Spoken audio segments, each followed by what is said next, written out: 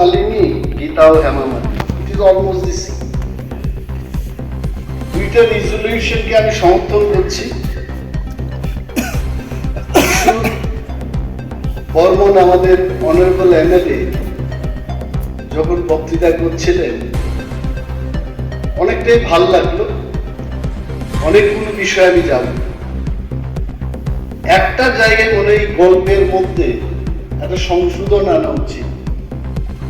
আসলে পরিষদীয় মন্ত্রী বোলিং করছিলেন, কারণ উনি প্রথম বলেছেন, তারপর আমি এসে ময়দানের বাইরে সিক্সার মেরেছি সেদিন, একদম বাইরে। এটা ছাড়া মোটামুটি বাকি যে সমস্ত ক্রিকেট গল্পটা ঠিক ছিল।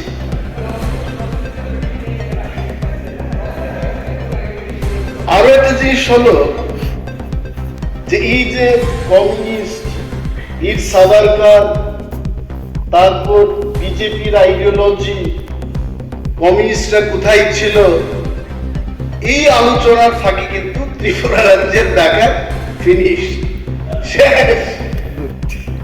আমি জানি না এই হাউসের মধ্যে ওই গ্রাম্য বাংলায় একটা কথা আছে, কি বলে এটাকে, পাতা পুতা ঘষাঘষি মসজিদের কাম শেষ।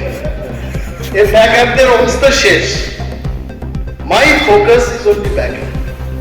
আমি আসলে বলতামই না, আমি জাস্ট দেখছিলাম যে কি হচ্ছে, কে কি বলবে, সবটাতেই বলা, এটাও ঠিক। আমি মাননীয় মুখ্যমন্ত্রী কবে আসবেন এটা অপেক্ষা করছি, বিকজ মুখ্যমন্ত্রী মুখ্যমন্ত্রী। এখানে 1000 মন্ত্রী থাকতে পারে, that is not equivalent to one chief minister, এটা আমাদের বুঝতে হবে। সো মাননীয় মুখ্যমন্ত্রীর উপস্থিতি এই হাউসের মধ্যে, it has great importance two. আমার কাছে, আমি জাস্ট হাইলাইটের জন্য বলছি, মাননীয় মুখ্যমন্ত্রীর কাছে আবারও আমি এটা বলছি যে আমাদের মিউজিক কলেজ, ত্রিপুরার যে একটা মিউজিক কলেজ আছে যার নাম শচীন দেববর্মন সরকারি সঙ্গীত মহাবিদ্যালয়, উত্তর পূর্বাঞ্চলের একমাত্র সঙ্গীত মহাবিদ্যালয়, এবং এর অনেক নাম ছিল, সুনাম ছিল। বর্তমানে আমার মনে হচ্ছে এটা ধীরে ধীরে এটার যে সুনাম, এটা আমি বলছি না যে শেষ হয়ে যাচ্ছে, আমাদের এখানে নজর দেওয়া উচিত। 2008 সালে 24 সালে কি হয়েছে, ফাইন্যান্স ডিপার্টমেন্টের অনুমোদনের জন্য প্রায় আমাদের মিউজিক কলেজ থেকে মোর দেন 1000 স্টুডেন্টস, তারা সেখান থেকে ডিগ্রি লাভ করে, অনেকে নেট, পিএইচডি ইত্যাদি আরো বেশি ডিগ্রি লাভ করে তারা বসে আছে। আমি যতটুকু জানি, আমি খবর নিয়েছি, আরটিআই করেছি, অ্যাসিস্ট্যান্ট প্রফেসর পোস্টে 5 নাম্বারস এখন শূন্য পদ আছে। ডাইরেক্ট রিক্রুটমেন্ট ইনস্ট্রাক্টরের শূন্য পদ 12টি। এবং রাজ্যে জানেন যে এই নেট, পিএইচডি করা, আমিও করতে পারিনি। I had a big dream of doing PhD. এককালে যেমন আপনি ডেন্টাল সার্জারিতে ডিগ্রি এবং মাস্টার ডিগ্রি করে ডক্টর লিখছেন, আমারও ইচ্ছে ছিল যে আমার নামের আগে কোনোদিন ডক্টর অনিমেল দেববর্মা লিখব, পিএইচডি করব, কিন্তু পারলাম না, সেটা আর হবেও না। এবং নেট পিএইচডি করে সঙ্গীত এই বিষয়টি নিয়ে more than 50 students are there in Tripura. এবং এই শচীন দেববর্মন সঙ্গীত মহাবিদ্যালয়ে, you will be surprised, honorable CM, যে মাত্র 3 জন অ্যাসিস্ট্যান্ট প্রফেসর দিয়ে এই কলেজের পঠন পাঠন হচ্ছে। পঠন পাঠন মানে কি, সঙ্গীত কিভাবে গাইতে হয়, যে কিভাবে আমাদের মাননীয় সদস্য কিশোর বর্মন বলছিলেন, সেও গান করে কিন্তু classically he is not train. আমার সামনে একজন মাননীয় মন্ত্রীও গান করেন, বাউলের গান করেন, উনিও কিন্তু ক্লাসিক্যালি ট্রেন না। সেই দিন বাউল সঙ্গীত নিয়ে উনিও বলেছেন যে পিঠা খাইবা কিছু কইতে পারতাম না, something like that he said. তো আমরা কেউই, আমি অন্তত I am also not classically train, কিন্তু বাথরুমে ঢুকে গেলে আমিও মোটামুটি কিশোর বর্মন, আমাদের অনারেবল এমএলএ এর মতো কিছুটা চেষ্টা করি, কিন্তু বাউলটা আমি পারি না। ইয়েস। তো এইখানে তাতে কি হচ্ছে, গেস্ট ফ্যাকাল্টি 25 জন নিয়ে কলেজটা চলছে, 25 গেস্ট লেকচারার্স, যাদেরকে জানেন দৈনিক 500 টাকা করে সাম্মানিক অর্থাৎ অনারিয়াম দেওয়া হচ্ছে। এবং আমি জিজ্ঞেস করেছি আপনারা কয়টা ক্লাস পাচ্ছেন, বলছে আমাদের আর কত, অ্যারাউন্ড সে 10 থেকে 12টা ক্লাস পাই আমরা এভরি মান্থ। তাহলে 5,000-6,000 টাকা এই পিএইচডি করা কোয়ালিফাইড মিউজিশিয়ানরা বা মিউজিক ডিগ্রি নিয়ে যারা বসে আছেন তারা 6,000 টাকা রোজগার করছে। And in this house, in front of all the honorable ministers and honorable members, I বলছি যে এদের 60% এই সঙ্গীত নিয়ে যারা পড়াশোনা করেছেন তাদের বয়স প্রায় উত্তীর্ণ হওয়ার পথে, because government is not recruiting them. আমার দাবি না এটা, all the honourable ministers and honourable members, আমি বলছি যে এদের 60% এই সঙ্গীত নিয়ে যারা পড়াশোনা করেছেন তাদের বয়স প্রায় উত্তীর্ণ হওয়ার পথে, because government is not recruiting them. আমার দাবি না এটা, I have nothing to demand, but they told me আপনি হাউসে ডিমান্ড করুন। যেহেতু সরকার আমাদেরকে এবছর বা গত বছর চাকরি দিতে পারেনি, তাদের বয়সের যে মেয়াদটা আরো 5 বছর বৃদ্ধি করা, by then you can take the decision to recruit them। যা শূন্যপদ আছে এখানে রিক্রুট করার ব্যবস্থা করুন। আরো একটা চিঠি পেলাম, যেটা আমার উদ্দেশ্যে নয়, এটা মাননীয় মুখ্যমন্ত্রীর উদ্দেশ্যে। আমাদের রাজ্যের বঞ্চিত কিছু, জাস্ট টু হাইলাইট, 30 বছর ধরে family welfare and preventive medicine ডিপার্টমেন্টে কাজ করছে আমাদের কিছু সংখ্যক কর্মচারী, যদিও এটা শূন্য পদের ব্যাপার।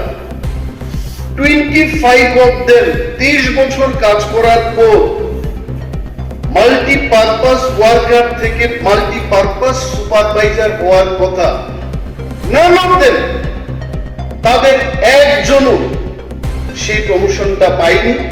এবং I have a copy of that letter, that application, that plea, যারা বঞ্চিত মাননীয় মুখ্যমন্ত্রীর উদ্দেশ্যে তারা লিখেছে, এবং তার একটা কপি আমার কাছে আছে। এবং এটা কোনো বাদ বিতণ্ডার জন্য নয়, তর্কের জন্য নয়, I am just trying to ventilate the problem of those বঞ্চিত people to the honourable CM.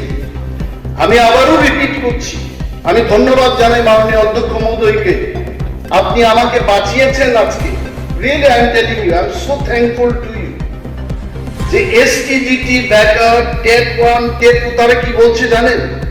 আমি এই বাইরে গেলাম, বললাম দেখো ভাই, বিধানসভার যে রীতিনীতি আছে, তারা বলছে আপনি টেট 1, টেট 2 কে নিয়ে জিজ্ঞেস করেছেন, মাননীয় মুখ্যমন্ত্রী মহোদয় বলেননি যে কবে নাগাদ আমাদের অফারটা ছাড়বেন। আমি বললাম আমার যা জিজ্ঞেস করো আমি তো করেছি, এখন চাকু নিয়ে ওনার কাছে গিয়ে তো চাকু মেরে তো আর আদায় করা যাবে না। there is a system, there is a policy।